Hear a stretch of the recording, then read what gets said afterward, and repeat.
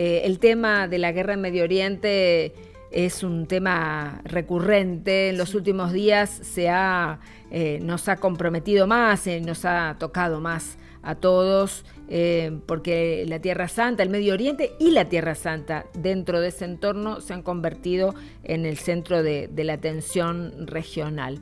Hoy contábamos con Fortuna que las cosas parecen empezar a calmarse un poco, ¿no? Ojalá, y hacemos votos, tenemos esperanza de que así sea. Así que para hablar de este tema y de tantos otros, para poder reflexionar un poquito y tener idea de cómo se vive en la Tierra Santa esta situación, estamos conectados, no sé si ya estamos conectados, con Fray Francesco Patton, que es el custodio. Ahora vamos a... ¿Se podrá conectar con cámara? Si no me dicen y lo hacemos telefónico. Bueno, estamos ahí con las cosas técnicas, mientras lo charlamos con Justi. Hace unos días le pedíamos a Fray Francesco Patton que se conectara con nosotros para hablar de este tema, ¿no? En el medio... ¿Cómo lo están viviendo, no? Claro, en el medio de la guerra, porque hablamos la semana pasada, recuerden ustedes que el ataque israelí a Irán ocurrió el día 13 de junio, el día de San Antonio, que además yo pensaba, San Antonio tiene una particularidad tan especial y está tan cercano a los franciscanos, ¿no? Tal cual. Me imagino que el día de San Antonio, para todos los franciscanos en la Tierra Santa, es una fiesta. Sí. Imaginen, teñida de ese dolor. Bueno, ahí Fray Francesco Patton está conectado ya para conversar con nosotros. Hablaremos un poco en itañol y españolo. Acá me vas a tener que ayudar, Gaby. Habla. Fray Francesco parla. Buenas tardes o buenos días para nosotros, Fray Francesco. ¿Cómo le va? Fray, ¿cómo estás?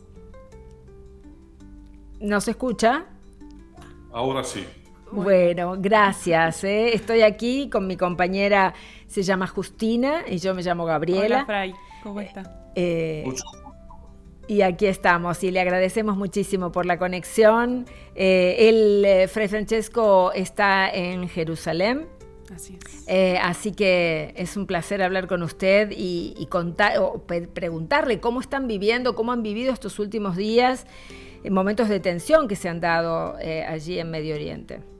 Las últimas 2 semanas han sido verdaderamente muy, muy, muy difíciles porque teníamos este continuo lance de cohetes por el día y por la noche, y así el sistema de alarme muchas veces. Y cuando el sistema del Iron Dome interceptaba los cohetes, las explosiones eran verdaderamente impresionantes. Para nosotros es difícil imaginar, y de paso hago un paréntesis, Fray Francesco, para decirle, si usted quiere en algún momento cambiar y decir alguna palabra en italiano, no hay problema, lo traducimos. A veces son difíciles los términos, ¿no? Como para nosotros, yo decía, charlando recién con Justina, vamos a hablar en itañol y en español, una cosa, punto medio, ¿no? Un término medio. Creo que mucha gente en Argentina entiende bastante itañol. Exactamente. Itañol, sí. Bueno, ¿cómo se vive esta situación particularmente para los cristianos que viven en Tierra Santa, que son con los que ustedes tienen más contacto? Bueno, con todos, pero particularmente la atención va a los cristianos. Podemos decir que en los distintos lugares hay distintas situaciones. Por ejemplo, la pequeña comunidad cristiana que vive en Gaza, en este periodo, en los últimos 20 meses, está en el infierno, porque claro. Es una situación bajo muchísimas dificultades. La guerra, las bombas y en el último periodo la hambre, falta agua, faltan las medicinas, falta los alimentos, y así en Gaza los cristianos están esperando y rezando que esta guerra termine, porque si la guerra termina, ellos pueden empezar a vivir de nuevo. En Palestina, en la que habitualmente se llama la Cisjordania, la situación es muy difícil, porque los cristianos que viven allí muchas veces viven en la acogida de los peregrinos. En los últimos 2 años nosotros no tenemos peregrinos, y muchos de ellos viven llegando a trabajar en Israel, y en los últimos 2 años es muy difícil ganar el permiso para llegar a Israel y trabajar, por ejemplo, en la agricultura, en las escuelas y en la edilicia, en todas estas actividades. Claro. Y en los últimos 20 meses, más o menos 150 familias han dejado, por ejemplo, la zona de Belén, y 150 familias de la zona de Belén son un número significativo, importante. Claro, para la población de ahí. Claro, es terrible. Lo mismo los cristianos que viven en Israel, los últimos 2 años han tenido bastante miedo, porque parte de ellos son cristianos locales, es decir, cristianos de lengua árabe, y parte de ellos son trabajadores migrantes, y ambas las categorías en tiempo de guerra están penalizadas. Pero al mismo tiempo podemos decir que los cristianos de Tierra Santa son cristianos, hoy se dice, resilientes. Claro. Hay una palabra que es una palabra de moda, pero es una palabra que exprime muy bien la capacidad que tienen los cristianos de aquí de sufrir y de recuperar. Sí, y de no dejar la esperanza por las dificultades y por la persecución. Claro.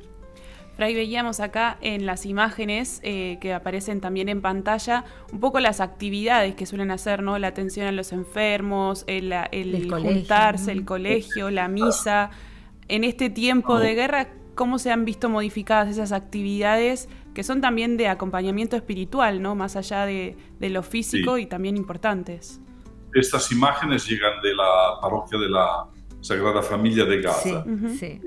El párroco es un religioso de Argentina, exacto, el padre Gabriel, que es un religioso del Verbo Encarnado.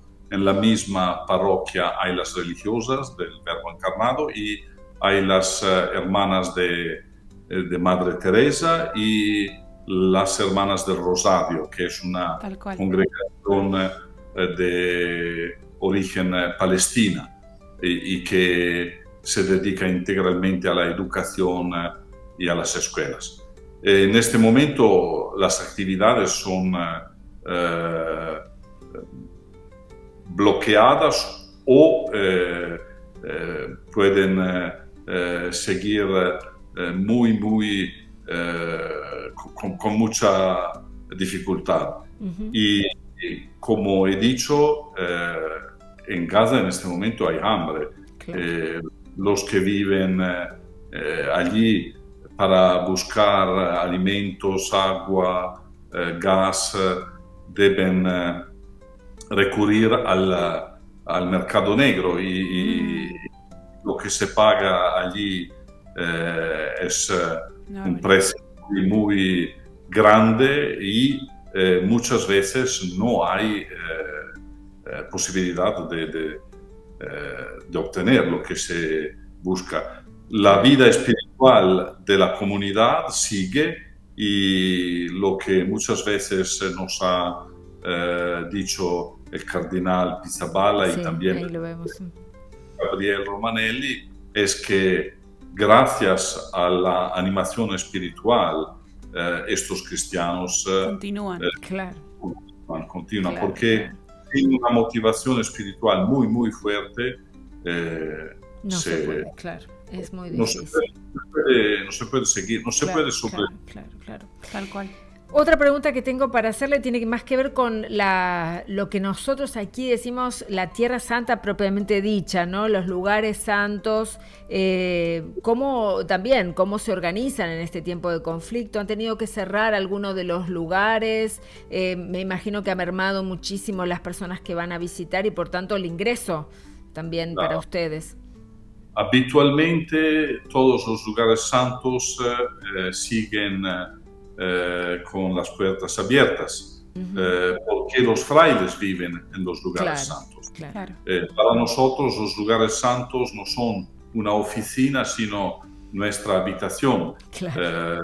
El Papa Clemente VI en el 1342 nos pidió 3 cosas: de vivir en los lugares santos, de rezar en los lugares santos y de ser una hermandad internacional. Y así nosotros seguimos viviendo en los lugares santos, y cuando llegan fieles cristianos que viven aquí en Tierra Santa, ellos pueden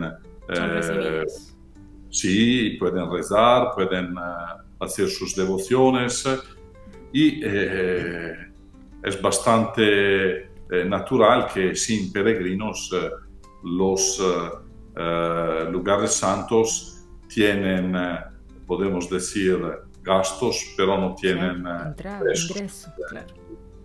Pero gracias a Dios la solidaridad de los cristianos de todo el mundo nos permite de sobrevivir, particularmente a través de la colecta del Viernes Santo y a través también de los bienhechores que cuando muchos de ellos han visitado como peregrinos la Tierra Santa y así tienen un pedazo de corazón en Tierra Santa y tienen Tierra Santa en sus corazones. Claro.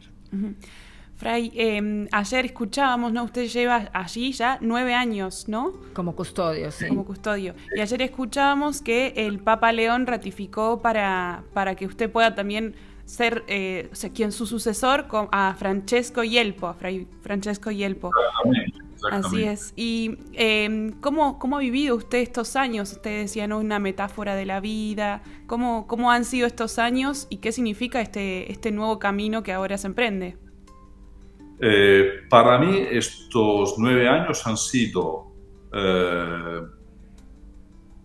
creo, el tiempo más importante de mi vida, porque para mí ha sido una inmersión en una experiencia que es muy, muy enriquecedora. Una experiencia de internacionalidad, una experiencia de los lugares santos, que es decir, poder ver y tocar los lugares de la encarnación, de la vida de Jesús, de la Virgen, de San José, de los apóstoles, y también relaciones con los cristianos de las distintas iglesias, relaciones con peregrinos, relaciones con gente de otra religión, musulmanes, judíos. Y la dimensión de la relación para mí ha sido la más enriquecedora. Ha tenido muchos desafíos también, me imagino, Francesco Pato, ¿no? Sí, porque cuando yo llegué en el 2016, en aquel tiempo, la guerra en Siria, que es parte de la custodia de Tierra Santa, era en su peor momento, y después de la guerra hemos tenido 2 años y medio de pandemia, Sí. Cerrados, sin peregrinos. Después Se empezó a recuperar y otra vez. Otra vez se reactivó, claro, y en Gaza, los últimos 20 meses de guerra y las últimas 2 semanas han sido verdaderamente muy difíciles. Claro. ¿Y cómo ve usted el futuro de la custodia, el camino que sigue? Pues sigue, es una continuidad, por supuesto, ¿no? Y usted se va a quedar en Jerusalén o en los lugares donde lo envíen, o le tocará otro destino, ¿ya sabe? Yo no sé, porque tenemos un voto que es el voto de obediencia. Y así, allí donde lo manden. Después del capítulo de la custodia, el nuevo custodio, mi sucesor, por supuesto, me pedirá algo. Claro. Yo estoy... mi opción es de seguir sirviendo en custodia. Claro. Los frailes, los cristianos de Tierra Santa y los peregrinos. Totalmente, porque había leído por ahí en un momento que usted lo calificaba todo su camino por la custodia, su trabajo allí, estos 9 años también, como una peregrinación en la vida, ¿no? Me gustaba mucho esa imagen. Para mí la imagen de la peregrinación es la más bella y adecuada para describir estos 9 años y también para describir la vida, porque San Pedro en su primera carta dice que nuestra vida es una vida de peregrinos y extranjeros en este mundo. Exacto. Y San Francisco utilizó esta imagen y yo también creo que mi vida es la vida de un peregrino. Para mí, cuando es el tiempo de salir, no necesito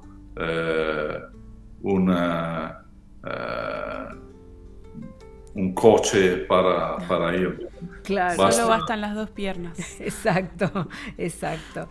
Fray Francesco, gracias por sumarse a nuestro poliedro. Este programa se llama así, Poliedro, por esa imagen que nos ha dejado el Papa Francisco. Es muy bella, es una imagen de Papa Francisco y yo personalmente tengo un gran recuerdo de Papa Francisco desde mi primer inicio en Tierra Santa, porque ha sido en el junio del 2016 cuando yo fui a la audiencia de Papa Francisco y él ha sido para mí mucho más de un papa, ha sido también un padre y me ha hecho un gran regalo cuando escribió la prefación del libro intervista que he hecho con Roberto Cetera, un periodista del Observatore Romano. Y Papa Francisco, cuando me encontró la primera vez, y mi apellido es Patón, y él pensaba que yo era de Norteamérica. Claro, le dice Patton como le decimos nosotros, también mal. Claro, yo pensaba que usted era Genki y es del norte de Italia.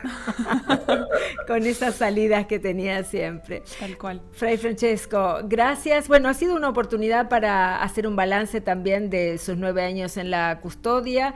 Esperamos que siga en su peregrinación allí en Tierra Santa y gracias por conectarse con nosotros. Muchísimas gracias por todo lo que hacen. Muchas gracias. Muchísimas gracias a ustedes. Recen por Tierra Santa y recen por la paz. Sí, cuando tenemos la paz, nada nos falta. Exactamente.